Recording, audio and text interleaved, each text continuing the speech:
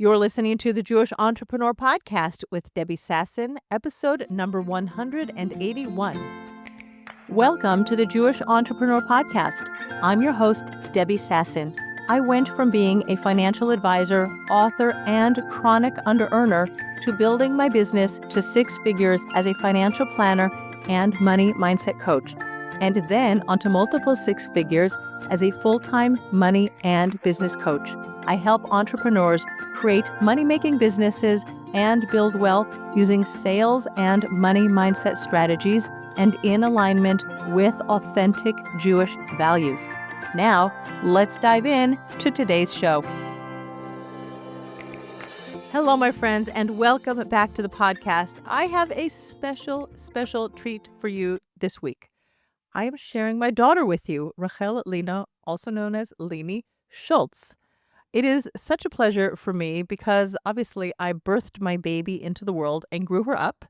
And now, as a mom and a business coach, a little bit, I am helping my daughter birth her baby business into the world.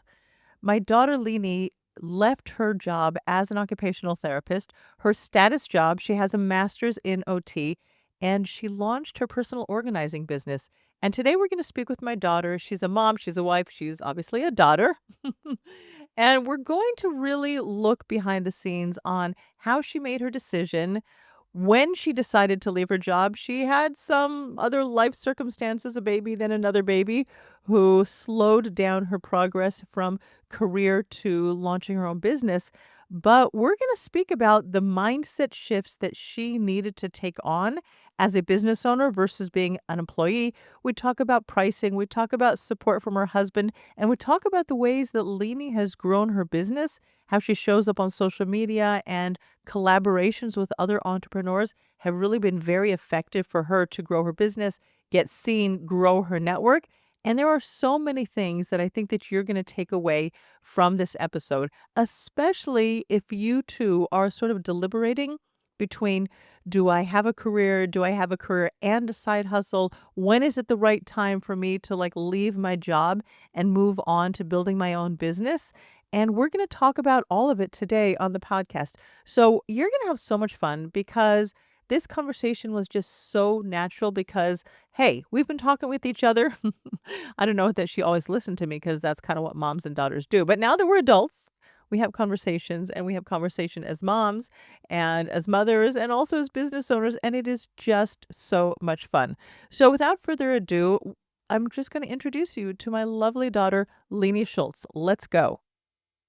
Hello, Leni, and welcome to the show. Hi, I'm Leni Schultz. Hello, hello. Yeah, tell us a little bit about yourself because this is a first for me that number one, I am interviewing a family member. And two, what often happens on my podcast when I have interviews is I speak with people who have been in business for many years and they already have six-figure businesses.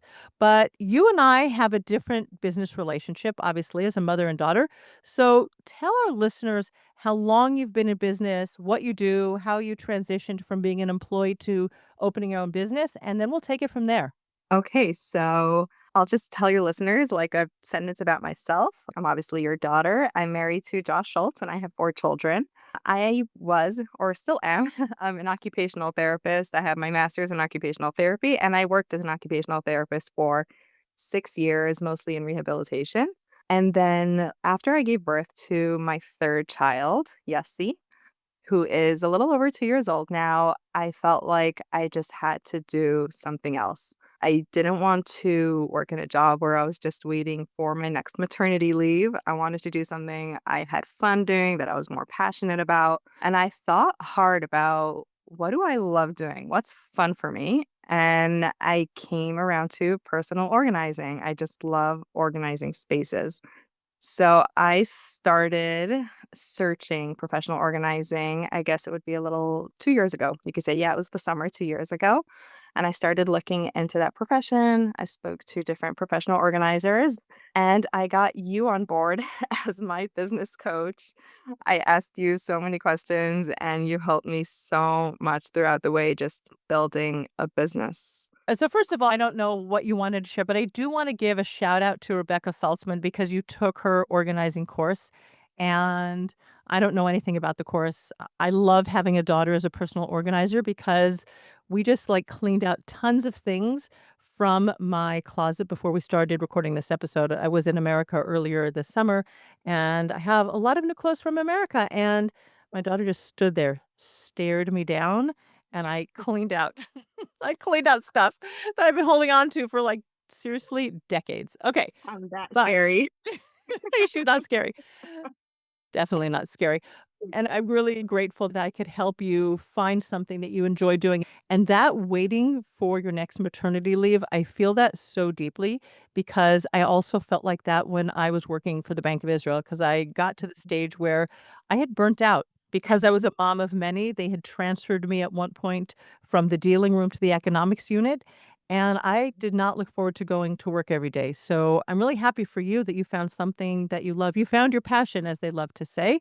Yes. But tell me about the fears you had about going out on your own. Oh my gosh, there were so many. I think the biggest fear was probably the financial fear of, am I going to make enough money to be fully independent? Mhm. There was also a very big part of me that was afraid, what if I don't actually love professional organizing after all? What if I get burnt Mm. out really fast and regret my decision? There was also a little bit of like a status fear where I felt like working as an occupational therapist with a master's degree, like I know it, it sounds funny, but it gave me like I felt like some sort of status. And then I was going into professional organizing, which people often confuse with like, cleaning services. Wait, So newsflash, I do have to say to our listeners that my husband, he mhm, does have these things about status and master's degrees and being used. So it's a real thing, and mhm. so much of the way we think about the work that we do, the money we make, how we make the money that we earn does come from our family of origin stories around money and status and what is acceptable and not acceptable. So it's a real thing. Some people would be Yes. like, "Who cares? Master schmasters, it doesn't matter." But that is the environment that you grew up in, and it makes so much sense. Yeah. Yep. And it was real. So how did you decide anyway that you would go ahead and say this master's, I mean, I don't know, do you feel like you threw it into the garbage can? I don't feel like I threw it in the garbage can because honestly, there's a lot of skills and knowledge that I have from being an occupational therapist that really enhance my job as a professional organizer. Because there's a lot of teaching and guiding my clients when it comes to executive functioning, which I have all that background knowledge from my degree and work as a occupational therapist. And I also don't feel like I threw it in the garbage just because all that knowledge and experience is part of who I am today. And who I am today is what I bring to my clients. Like I am the vessel that helps them reach their goals and it's part of me. It's part of my journey. So it's definitely not in the garbage. And also it leaves the door open for an opportunity maybe in the future. Maybe I will want to go back and be an occupational therapist again. And I always have that. I love that. I love how you said you brought what you learned into the business that you do now. But what about those fears that like, what if it doesn't work? What were your thoughts about that? Well, I think that I talked to you a lot about it when I decided to leave my OT position and pursue organizing fully. And you really helped me to get over those fears. I mean, I don't want to say get over because they're still there. I'm still a new business owner and it's still the beginning of my journey, but I don't remember your wording, but I just know that you played a big role in it in helping me jump into the water and take that risk and telling me that it's going to be worth it. And I don't have to stick just to organizing physical homes, that taking that jump into being a business owner opens many, many doors and I could take my business in so many directions. And yeah, just grow it however I want and that I can make it work. Like I think that's what you basically told me that if I put in the work, I can make it work. Totally. And I do remember that we had a conversation and I mentioned to you that I knew a couple of people who had organizing businesses who were making $1 million a year or more in their organizing business. And that's not because they were going to work with like movie stars and actresses and organizing their homes for $100,000 a shot. And so they just needed like 10 clients a year. It was because they had actually built a business where they had a scalable business model where they could be working not just trading like hours for dollars or hours for shekels, which is what you're doing today, but there was Right. going to be a scalable leveraged business model that you could create in the future so that Mhm. you wouldn't have to rely exclusively on one-to-one clients. That's right. Right. Like there's just so many opportunities once I'm independent and once I own my own business. And that's less so. I mean, when you're working for an employer, depending on who your employer is, and a lot of times, and you had some independence as an occupational therapist. You ran a program for the Kupat Cholim for the HMO here in Israel. But there's so much more independence, and you can bring so much more creativity in your Mhm. business when you're in charge, when you're the CEO, and there's not some huge like operation on top of you. Right, exactly. I mean, even like I had some independence as in my job as an OT. I could initiate programs or groups, but the salary was always the same. So the independence was maybe a little bit in what I do with my hours at work, but the paycheck in the end of the day was going to stay the same. And it goes up like 1 or 2 shekels every few years. It's not a big difference. I hear that. So let's talk about because you started this business in personal and home organization a couple of years ago, but you've also, as a mom, you've had like fits and starts with it. So tell us a little bit about how you got started, what happened, and where you are today. Okay, so like I said, I started pursuing this after I gave birth to my third child, Yossi. And I started growing it really slowly, but I still worked as an OT at the time. So I didn't have a lot of time to put into my business because I was working 3 or 4 days a week as an OT and 1 or 2 days a week as an organizer. Hmm. And then a few months in, I found out I was pregnant with my fourth child, Alicia. And that kind of, when I found that out, I mean, obviously it's very exciting that I have another baby, but in terms of my business, I was like, okay, I just really can't scale this right now. Like, I know I'm going to be giving birth in a few months, and then I want to take a long maternity leave. And I was also just exhausted from the pregnancy and being a mom of three and having a baby at home. So I didn't put a lot of effort into growing my business during my pregnancy, but I still worked. People still reached out, and I worked 1 or 2 days a week throughout the pregnancy. And then when I came back from my maternity leave after giving birth to Alicia, which was about May, like a few months ago. I even started a little bit in March. I really decided to go all in. I left my OT job and I put all of my time and effort now into growing my business as a professional organizer. So tell us about that. Like, what were your fears about leaving your OT job? Or maybe there were none. I don't remember the conversation. I know we talked about it. And no, there definitely, I mentioned them a little bit before. Like, what if the organizing business what if it doesn't take off? What if I don't bring in enough money to replace leaving my OT job? Also, being an employee, like I had that steady income every month, and like an organizer, it fluctuates. I don't have the promise of having a certain amount of money in my bank account every month. So Mhm. there was a lot of financial fear. And I mentioned a little before, like also like a little bit of a status fear and fear also that I'm not going to enjoy working as an organizer 5 days a week. Maybe I'm gonna regret doing that and I'm gonna miss my OT job, but then I won't be able to go back to being an OT. Like, what if my employee doesn't want to take me back? So there were definitely fears leaving that job. Listen, even if your old employer doesn't take you back, if you ever wanted to stop what you're doing, there's such a need in our system. I'm sure you would find Yes. something and you're really good at what you do. But 3 months in, how do you like what you're Mhm. doing now full time? I am so happy with my decision. I have not regretted it for 1 minute. Uh-huh. I don't look forward to my next maternity leave. If that was like the thing I was going by before. I don't know if we should talk I about that, but anyway, because kids are really cute, but never mind. My kids are really cute, but it's not like I'm waiting for the next maternity leave. Like, I I get you. enjoy what I'm doing. I have fun doing what I'm doing. I don't dread going to work. I have to work at night almost every day of the week, and it doesn't bother me, which was something that really bothered me before. Like, as an OT, if I had to write up any paper at night, I like dreaded it. And yeah, I don't dread work. It's not like Shabbos goes out and I'm like, oh, another week. I have fun. I just love what I'm doing, and I'm so happy that I made this decision. I think that's great. What do you do at night? Why are you working at night as a mom of many? Tell us. So after going to my clients, I send them a recap by email with just everything we did. And if we discussed any important things while organizing, I want them to have like bullet points of what we discussed so that they can have it always to look back and remember. I also just send them information like when our next session is going to be, payment. So that takes up a little bit of time. also because I'm running my business solo, I have to do all my social media by myself. Mm. So I do that at night. Finances, any admin work has to get done at night because I'm working during the day. Right. I hear that. But okay, so we're going to talk about your social media and stuff like that in a second. But I Mhm. just want to ask you in terms of your systems and processes in your business and the recaps that you're giving your clients, are you leveraging the power of AI to give them that summary of your meetings and their next steps?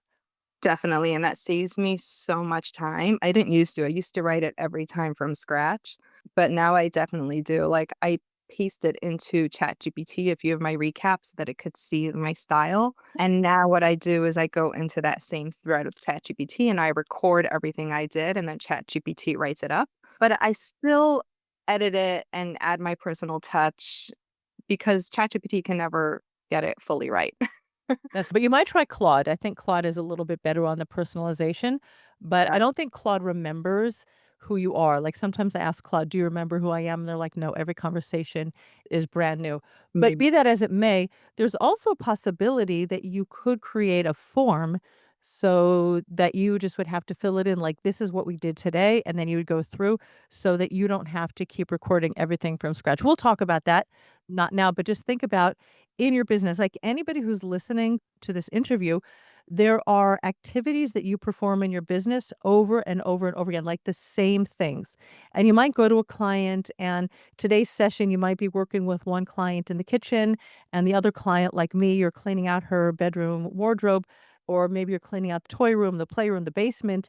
But there are things that you do every single session. You're always sending recaps, and there are parts of that that you can have on repeat so that you don't have to reinvent the wheel every time and you just have to fill in a few extra things.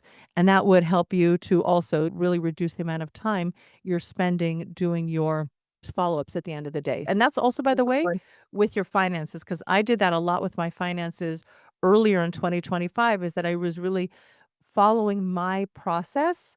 What do I do in terms of collecting my expenses at the end of the month, in terms of my income at the end of the month? How do I measure my profit and loss? And everything that's repeatable, I did work with ChatGPT to give me a system that it makes it so much more efficient for me to follow this system. So what just anybody think about the little things you do every single day or every single time you're working with your clients so that you don't have to start from scratch every single time. So let's talk about social media because I know that that is where your clients find you. It's not through ads in the local papers. It's not through the telephone book because nobody publishes their ads in the telephone book anymore, whatever a telephone book is. Tell us about how you got started there, even as long ago as 2 years ago, and what has changed recently for you. So, I mean, 2 years ago when I started, I was very afraid of social media.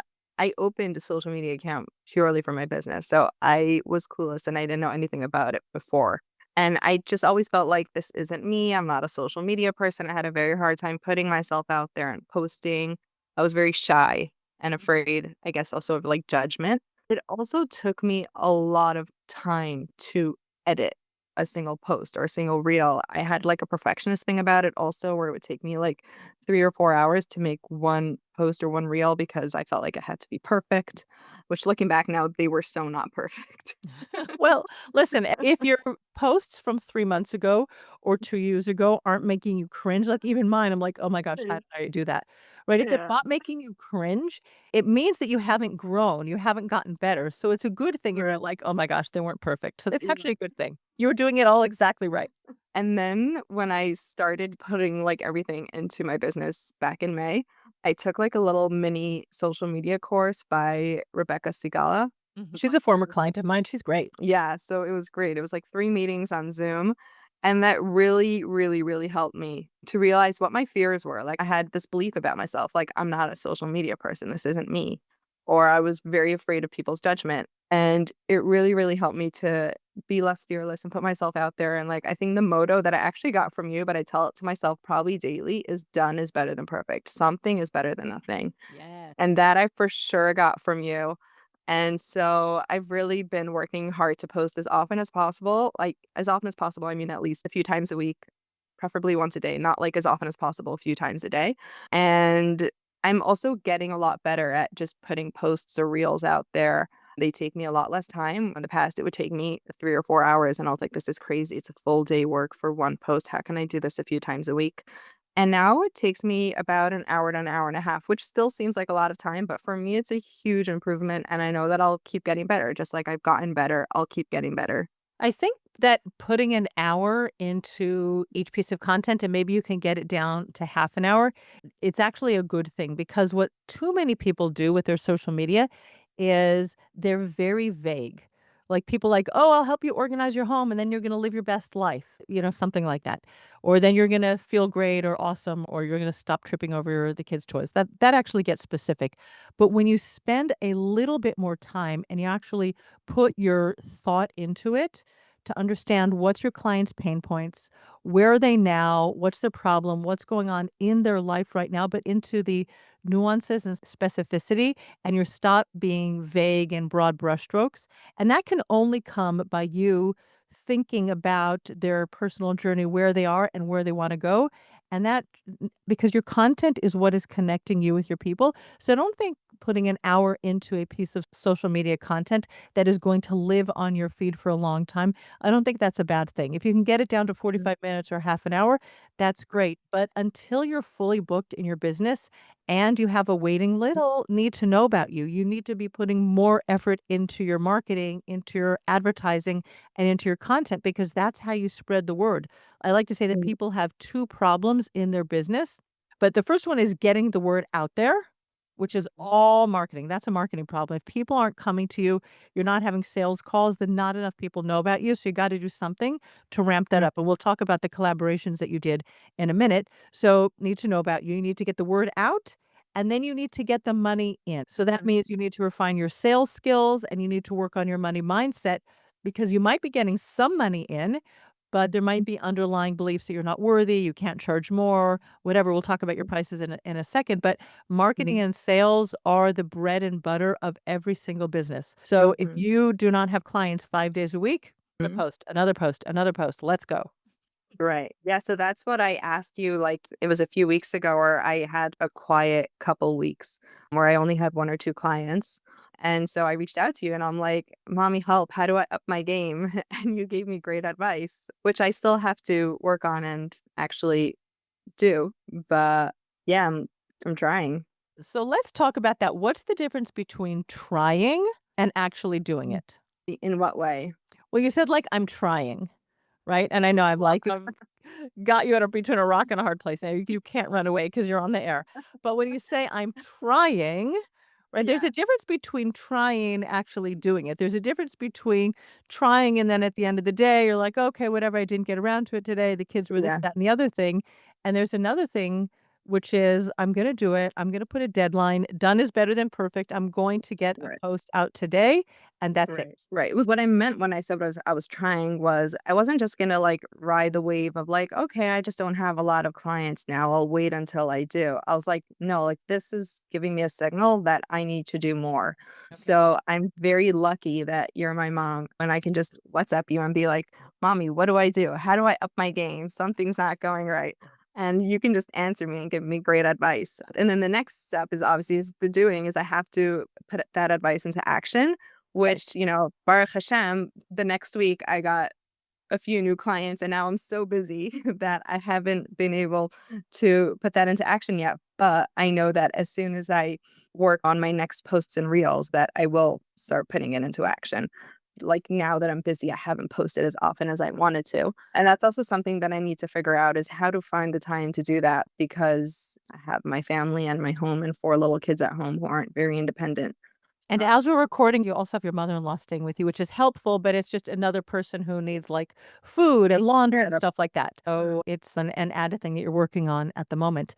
But have Yeah. you ever thought about batching your content? Like rather than booking clients 5 days a week, taking one day out of your week and this is the day that I batch my content and like a Sunday, and then Monday through Thursday you'll go to clients. Have you considered that? I have considered it, and I guess I just haven't been great at managing my time that way because I have marked myself a few times a day to, if I didn't have clients, I'm like, okay, this is my admin day. This is when I work on my business and on my social media. And then things come up and I end up booking appointments that day or running errands. And I guess that's my problem is prioritizing. But I think no, I Yeah. think it's great that you're very open and you're talking about this, and this is something that so many women in business deal with because we have the kids, and this one needs the dentist, and this one just fell down and needs to go get stitches, or my 20-year-old dislocated his shoulder. Thank God he's recovering and he's doing great, but he is old enough that he could take himself to all of his medical appointments by himself. But this is a real issue. So when you have something that's in your calendar, it's like, okay, let's pretend it's Sunday morning. The kids go off to school, and as we're recording, it's summer holidays. So the kids are in camp. Camp starts later, it finishes earlier. It's definitely not as your time is not as much your own. But if we pretend that Sunday between 10 o'clock and 1 o'clock, you were going to batch create your content for the week, but then something comes up. What are you thinking when you decide to book something in that time frame so that it ends up happening? The result is that you don't end up batching your content. What's going on in your mind? Oh, that's a very good question. I think I just think to myself, like, all right, I'll just do the social media another time. I'll do it at night. I have to get this thing, whatever the other thing is. I'm like, I have to get it done. I have no other time to do it. This is the only time I have, which obviously I can question all of those things. Right, and this is You important, and know? I'm not gonna say that one is right and one is wrong Mhm. because we are human beings. We do have lives and we're moms, and there are a lot of things that come up.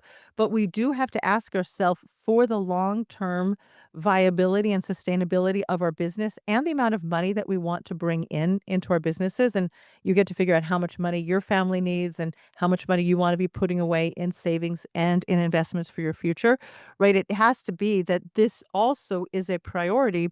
And where does it fit on your priority list? And we all have that tendency with anything, whether it is the laundry or whether it's cooking for Shabbos or whether it's putting up a post on social media or sending an email. When you say, I'll do it later, do you really mean that you're going to do it later and that there is just no excuses except, like I like to say, blood or fire? Like if your kids are bleeding, like you can do it later, or your house is, God forbid, on fire. But if Mhm. you say, I'm going to do it later, do you really not go to sleep that night until you've done it? Or do you keep kicking the can down the road and then it never happens? And it's a really good question. Sometimes that and sometimes that. There are nights where I'll be like, I have to do this no matter what. And there's nights where I just go to bed. I'm saying, which is also a juggle. I know that going to bed late is going to affect my productivity and my mood the next day. So Yes. something has to give somewhere. And yeah, it's a question of what gives. How do you and your husband Yeah. decide what gives? This is a personal question, and if you don't feel comfortable answering on the podcast, you don't have to. Well, if my husband decided what would give, it would definitely be our house being tidy. But he's married to a personal organizer, so that does not work. But I can't because that affects my mental state so much. So I do spend about an hour every night cleaning up our house. And he would tell me, like, it's okay. Kids live here. Like, go to your social media and let the house be as it is. But maybe he's right, actually, because maybe you would do that, and then you would wake up in the morning and you would zip through it faster. What do you think? It's funny, actually. I had that thought literally yesterday where I was like, you know what? I want to try to experiment for the next week or two. I'm going to sleep by 10:30 every night, no matter what, Okay. trying to pick up the rest of the pieces in the morning. So I'll let you know how that experiment works. We'll see. Okay, looking forward to hearing. Yeah, so last night I went to sleep at 10:30. I didn't fall asleep for a while, but we're trying. We'll see how that works.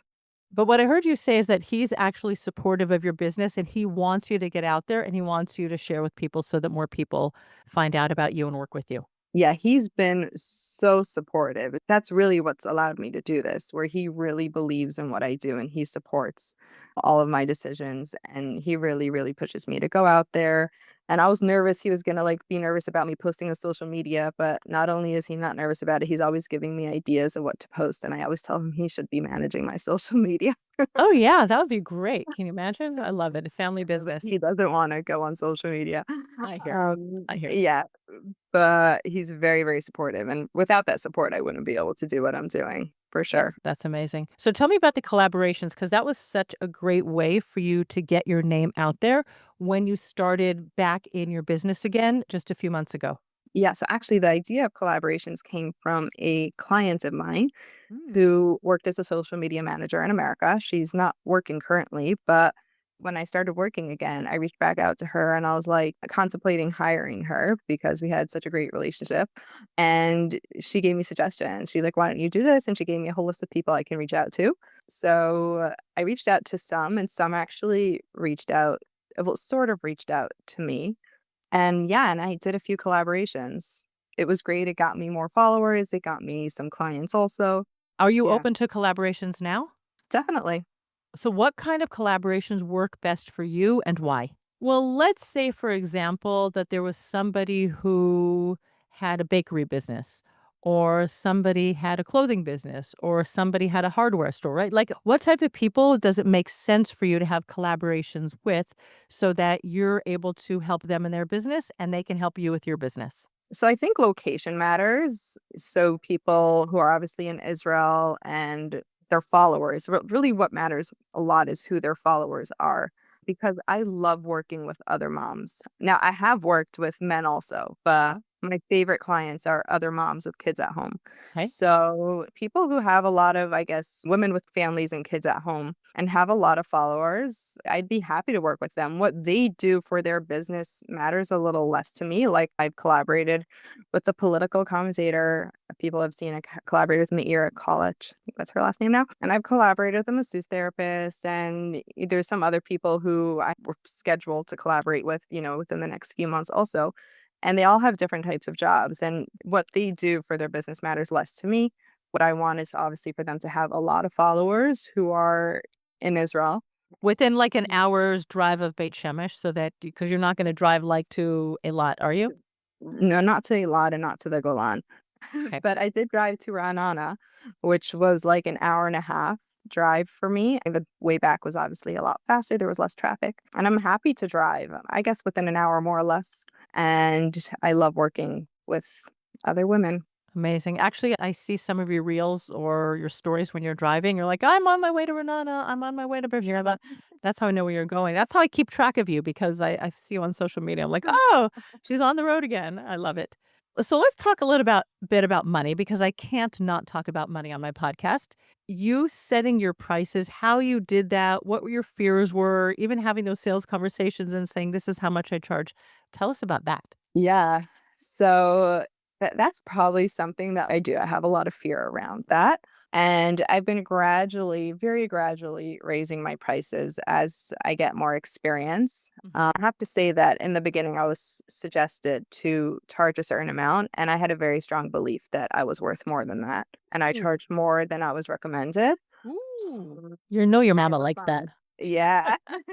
And it was fine, but then with that said, I didn't raise my prices, I guess, fast enough or as my experience grew, and then recently, I spoke to Rebecca again, and she was like, "Hello, you have to raise your prices." So I did, and, I have to say it still is, like, difficult telling on consultation calls, telling potential clients what my prices are, especially because every few weeks I have someone who asks for a discount or tells me it's too expensive or tells me, "Oh, I reached out to other organizers and they charge less." Mhm. And I know I'm not overcharging. Like I know that for a fact. But every time someone tells me that, it does make me feel a little insecure. I do notice that when I have consultation calls, I often rush through that part of the consultation telling potential clients what my prices are because I'm nervous about it. I feel self-conscious about it.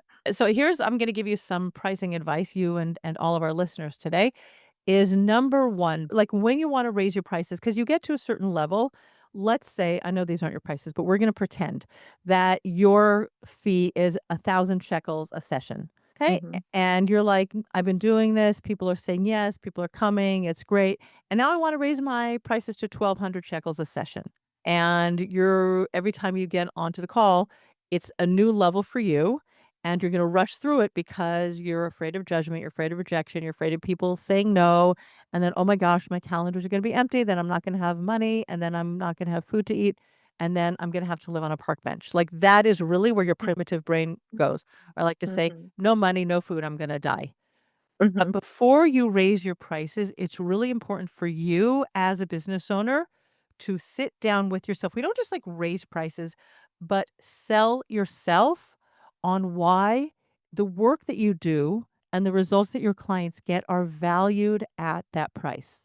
Because we could just raise our prices because somebody says, oh, it's time to raise your prices again, but it's not sitting in your body. You have to embody the value of the work that you do. And just like you need to sell your potential clients on you and the work that you do and the results that they're going to have in their life, in their house, in whatever you're doing for your business, like you have to sell yourself first. Because if you're not totally sold, then it's going to be hard for you to sell that to somebody else. So when you help someone organize their life, their house, like you were just here, you like stared me down while I was cleaning out my closet.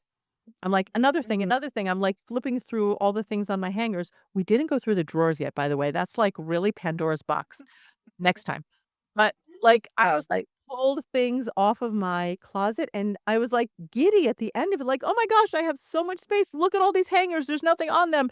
This is so much fun. And when I have that just really that feeling of spaciousness in my life and how much time do I save in the morning? I don't know, it's like in the seconds, minutes, I don't know, milliseconds, whatever it is, but there's less decision fatigue when I don't have to continually skip over the things that I'm not wearing anyway. And when good. you as a business owner go into the nuances of how valuable those results are for your Mhm. clients, you're like, "Oh my gosh, it's not 1,200 shekels a session, it's $1,500 if well, dollars, sure, for sure, Cycle. but whatever it is, Yeah. you all of a sudden realize how much value your clients are getting because even those milliseconds that I'm saving every morning, not looking again at those, like, very old clothes that I'm not even wearing anymore, and I don't have that spaciousness, those seconds add up over time, and I could be saving hours in my life every single year because I'm not looking at the same worn out has been clothes over and over and over again. That's a lot of decision fatigue that you're Mhm. saving me from. And it's that kind Yeah. of understanding of the value of the work that you do that you want to sell yourself on so that you feel 100% rock solid on those calls. And people feel that and they hear that in your voice when you give them the price. I think that also really connects to like the most recent social media advice that you gave me of creating problem awareness posts. Really like digging in deep and figuring out what is the exact problem that I'm solving for my clients mentally and emotionally, not just like the clutter, the physical space. And also when I have that confidence of like, I am solving these problems for you, I think that'll also, yeah, up my confidence so that I feel good about the price I charge. But whenever I have those moments of insecurities, I remind myself, I'm like, wait, Lainey, like, no, like you do offer more than other organizers. You do this and you do that, and you have this experience and you have that experience. And I do know that I offer a lot and that my price is worth it, but I think that it's natural. I think a lot of people are like that, and I am too. We have a lot of insecurities around money and charging. Especially the women. Okay, Yeah. so as we wrap up this podcast, I want you to Mhm, think about for mhm, three things you would like every new business owner to know. And I'm sure that whatever you would say will also be applicable to people who've been in business for a year, 5 years, or whatever. But if there are three things that you could go back to your younger self, whether it was her 2 years ago who was deciding to jump in and build this business, or the version of you 3 months ago who said, that's it, I'm leaving my employer. I am opening this business. What are three things that you think every business owner should know and, like, change in the way she's approaching her business? Ooh, that's a great question. I think the first thing that came to my head when you asked me that is it's okay to take it slow. I had a lot of fears around like taking it slow while I was pregnant and until I was ready to go back in. But it's okay. Especially as young women, we have lots of different phases of our lives, bringing more babies and maternity leaves and working and all that. And it's okay to adjust like your business to those periods in your life. And it's okay to take it slow. And there'll be time to shine and there'll be time to put it on the back burner. I put a lot of pressure on myself back then, telling myself like that it wasn't okay. But I know that it is. So I also want other women to know that you could take it at your own pace. There's no should. And so that's one thing. The second thing that popped into my head when you asked me that was I would want everybody to know that their clients are out there. I get like very hooked up on like I have so much competition. There's going to be no clients left for me, but every person offering a service is a little different and they're going to speak to a different crowd. And one organizer's clients are not going to be my clients because I'm different and I'm going to attract different people. And so I'd want other business owners to know that your clients are out there and don't look at your competition. Just focus on who you are and what you have to offer Stay in to your own attract lane. your clients. Mhm. And what would be the third thing I want to say? I guess I would say, what I tell myself almost daily, and that is done is better than perfect. And I got that from you. And anything is better than nothing. Put yourself out there, do something for your business as often as you can. I also tell this to myself when it comes to working out, and I think it works really well with that analogy. But if you look at two people, one who never worked out because she only had 10 minutes, and one who worked out twice a week for 10 minutes, how are their bodies gonna be different in 20 years from now? Like, those 10 minutes twice a week will make a big difference, and it's the same thing with business. If you have, done is better than nothing. Something's better than nothing. Do something whenever you can, and you'll reach your goals eventually. I love it. I love your wisdom. I love the fact that you jumped into your business. And I say the thing about your clients who are out there slightly differently is that my clients are divinely contracted to work with me. Like, really, God has it all figured out. Like, nobody else can take my clients from me. Just like your people are going to be connected to you. They like your energy. They like the fact that you can bring your OT executive work into the work you do, or they like your blonde hair. Like, not all of us have blonde hair. So, whatever it is. I I hope they just hire me for better reasons. you just never know, social media, it's all about the externals these days. Okay, but anyway, Lainey, Yeah. thank you so much for being here. We're going to Thank put you your for contact having deals into details into the show notes so people who are within an hour and a half drive of Beit Shemesh can find you. If anybody says, I would love to do a collaboration with Lainey, listen, her collaborations are really good because she comes and she helps you organize your house and she stands over you while you clean out your cupboards and things like that. me. So And I take the clutter with me. and that's true. All those things I Yes. cleaned out of my closet today, she put them into an IKEA bag, and she's gonna get rid of them for me. Do you realize how much Mhm. headache like, that in and of itself is worth that $1,500 a session that we know you're not charging yet. One day, one day.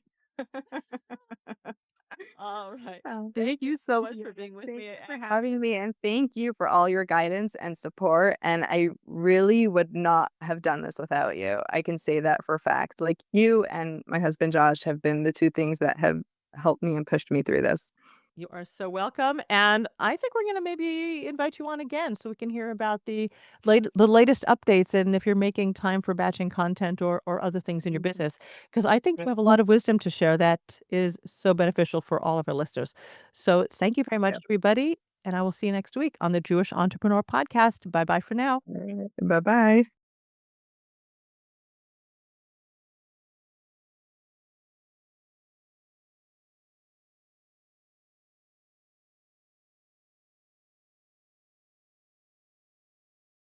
Thank you so much for joining us on today's podcast. I know that there are so many takeaways that you had. And I think the number one thing that I want to reinforce is if you're a married person, like having your partner on board. I know for me, when I left my job in corporate at the Bank of Israel and I opened up my own business, I had my husband's support. Now, he was a little bit more analytical and wanted me to run the numbers, and he did believe me. He knows that I'm very tenacious and I will go after my dreams. But he also understood that this was something that was really important to me. I had waited till after I'd had my 8 kids before I left my government job, and my daughter did it sooner. And I'm just so proud of her. And I'm so grateful to my son in law. He's a wonderful person. Her husband, who really has been the backbone, as she's described, and really helped her to build a business both like morally and support and helping her with ideas for her social media. And it's just such a beautiful thing to watch as a mom to see someone thrive in her relationship with her husband, to thrive in her business. And I hope that you just take a lot of stuff away from this. If you have fears, overcoming your fears, showing up, being bolder, just getting out there and doing the thing. Thank you so much for tuning in. And I would really, really love it especially because I'm a mom, yeah? If you would go to your podcast platform, whether it's Spotify, iTunes, and give this episode a 5-star review. Like, let's show Lainey that we are so much behind her. We back her. We're so grateful that she took the leap, building her dreams, and help us spread the word because you just pour a little bit of love onto this podcast episode and more people get to hear it. Thanks so much for joining us, and I will see you next week on the Jewish Entrepreneur Podcast. Bye-bye for now. Thanks for listening to the Jewish Entrepreneur Podcast. If you want to stop underselling and under-earning and close more sales, you need to clear the limiting money beliefs that are sabotaging your business growth. Head on over to debbiesasson.com/mindset and download my free Money Mindset Workbook. Uncover and dissolve money blocks like hundreds of other entrepreneurs who are now building 6, multi-6, and 7-figure businesses and creating true financial freedom.